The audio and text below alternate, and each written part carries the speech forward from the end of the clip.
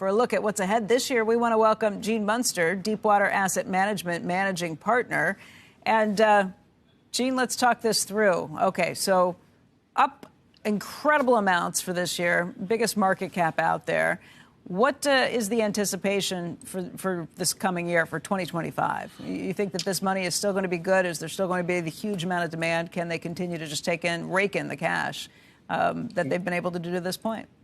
I mean, specific to Nvidia, yes, I think this is going to continue. I think that the growth rates are going to remain higher for longer. Specifically, the focus is on calendar 26, what that growth is going to be. The Street's expecting low 20% growth. I think it's going to exceed 30% growth. And so this still trades at a reasonable multiple, a 25x multiple, and it kind of plays to what I think is going to be the chorus in 2025. Obviously, Nvidia being at the center of the AI trade, I still think we have 2 solid years left of a strong tech trade here based on AI. And I just want to quickly fill in the point, Becky, that probably seems out of touch with reality, just given the 87% move we've seen in the NASDAQ over the past couple of years. How is it possible that this can continue?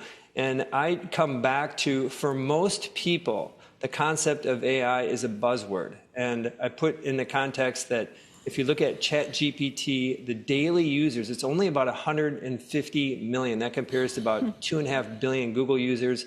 We're still early in this, and I think it's going to continue to pull the broader tech market and big tech higher in 25.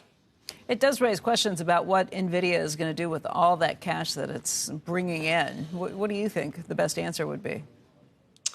I think probably return it to shareholders, share buybacks. I mentioned that valuation at 25x. I think it's quite compelling.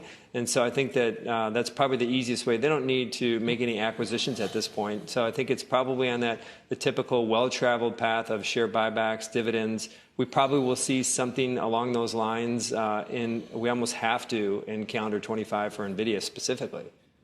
Gene, I'm just looking through your disclosures. You don't own Nvidia. Why not? Personally, I don't own Nvidia. Our firm does. Deepwater does own Nvidia. And the reason why we own it is, at the end of the day, I think that the obvious trade is still in play here. I think there's a lot of anticipation that this company's growth is going to slow dramatically. But some people even think it may even decline in calendar 26. But as I mentioned, I think that we're still early in the AI build-out phase, so that's why Deepwater owns it. But you do personally own Apple and Tesla. Why not Nvidia if you have such conviction on it?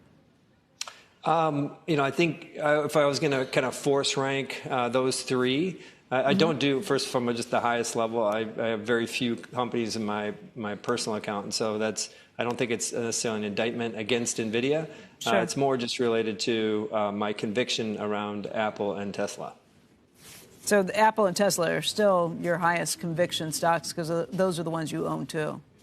Yeah, for the long term, and I have the benefit to own things for 5+ years. I think it's worth mentioning. We'll get the Tesla numbers here momentarily. I do think Tesla is due for a pullback here. I mean, we've had some incredible, of course, $700 billion in gain over the last 3 months in the market cap.